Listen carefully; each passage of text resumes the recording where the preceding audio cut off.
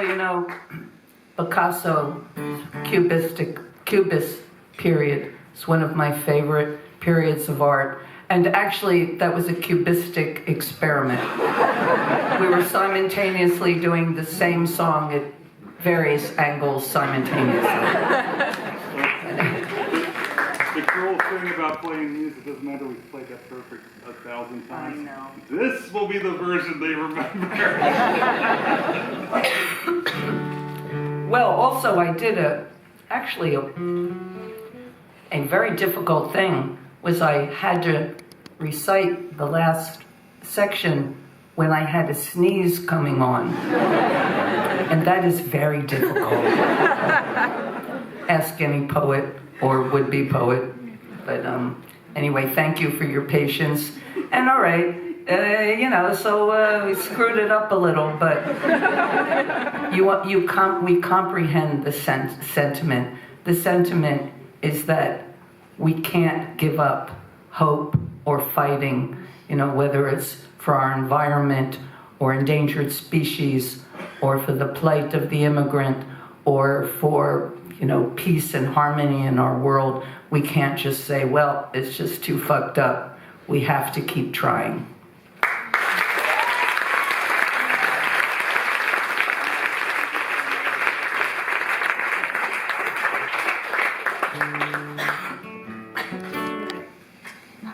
I'm sorry, Jack. I have to have some more. Great spin, though. Next time I screw up at home. No, but also it's nice to be happy and laugh. Because it's been a rough time lately, and it's nice to be able to laugh. That's right. I'm not being silly, I'm being serious. I really meant that.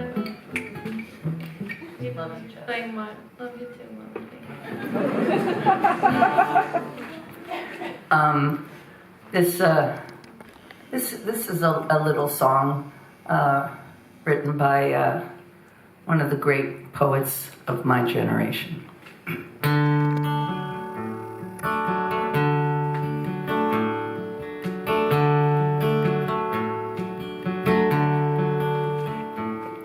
Down the streets the dogs are barking and the days are getting dark. As night comes a-falling, dogs lose their bark. And the silent night is shattered by the sounds of my mind. Just one too many mornings and 1,000 miles behind. From the crossroads of my doorstep, my eyes start to fade. And I turn my head to the room where my love and I had laid. And I gaze down the street, sidewalks and the signs. Just one too many mornings and 1,000 miles behind.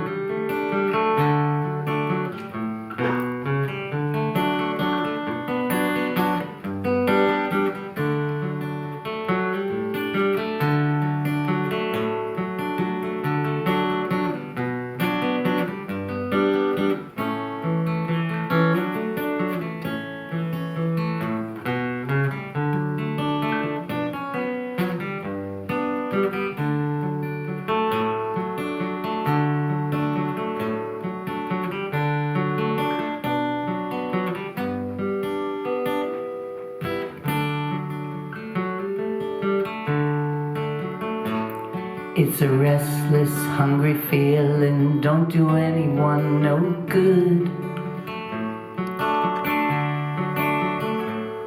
And everything you be saying, I'd be saying just as good.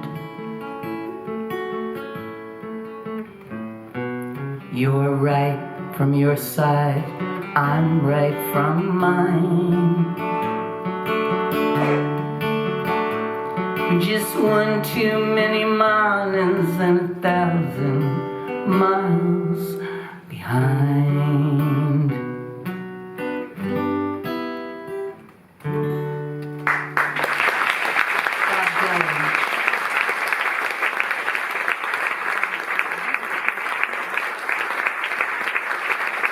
Bob Dylan.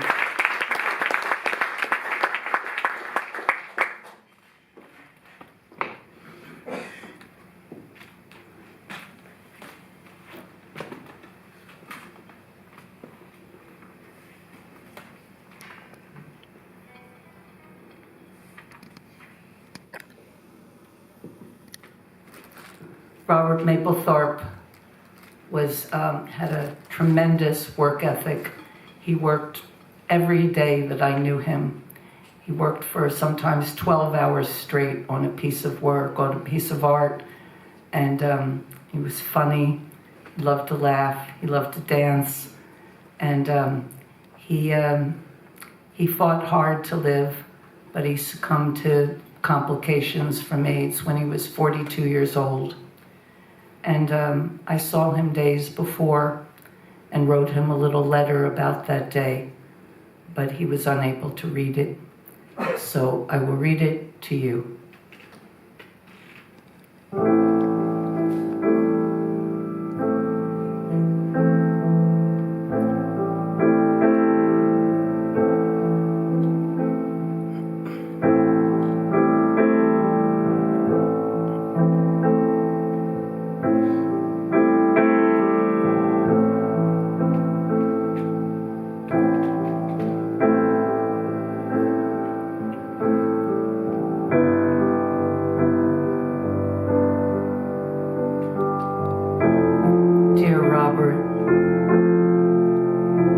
Often as I lie awake, I wonder if you are also lying awake. Are you feeling alone? Are you in pain? You drew me from one of the darkest periods of my young life, sharing with me the sacred mystery of what it is to be an artist. I learned to see through you and never compose a line or draw a curve that does not come from the knowledge I derived in our precious time together. The time of the artist. Your work, coming from a fluid source, can be traced to the naked song of your youth. You spoke of holding hands with God. Remember, through everything, you have always held that hand. Grip it hard, Robert. Don't let go.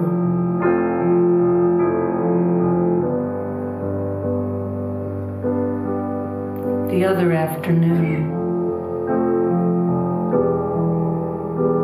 when you fell asleep on my shoulder, I drifted off too. But before I did, it occurred to me, looking around at all of your things and all of your work, you are still your most beautiful, the most beautiful work of all.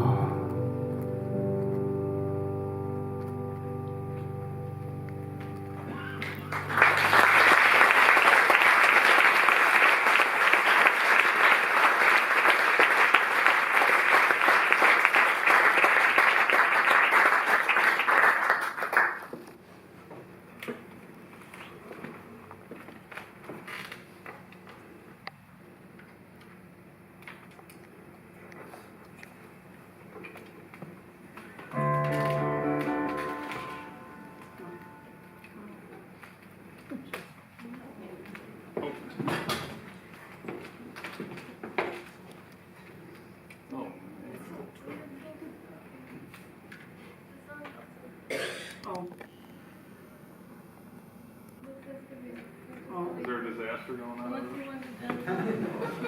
Because it's on backwards. Oh, it's okay. You could take it off and... No. It's just backwards.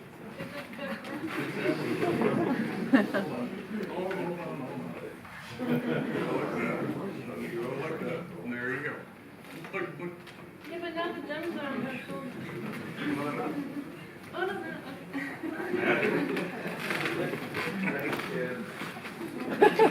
That's why I had them.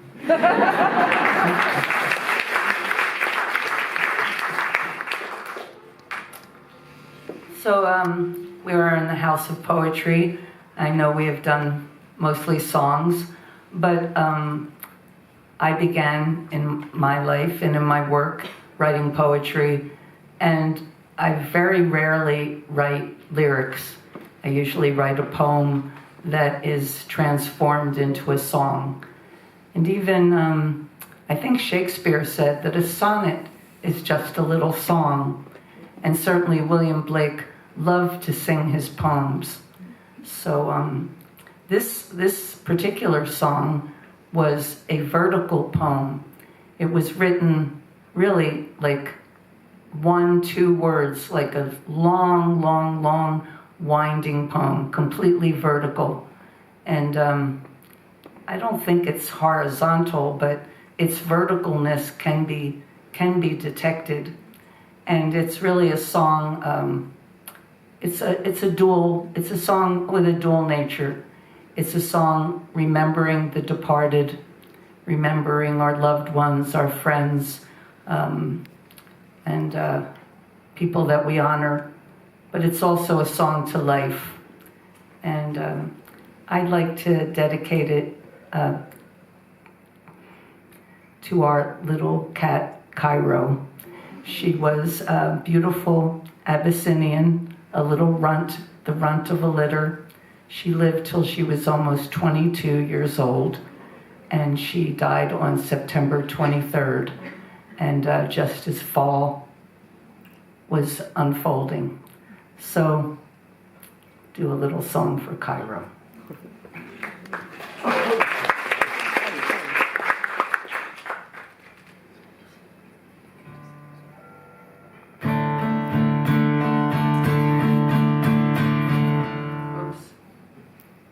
Sorry.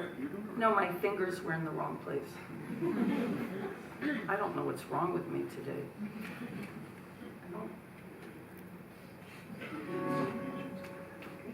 You know, it's that senior thing.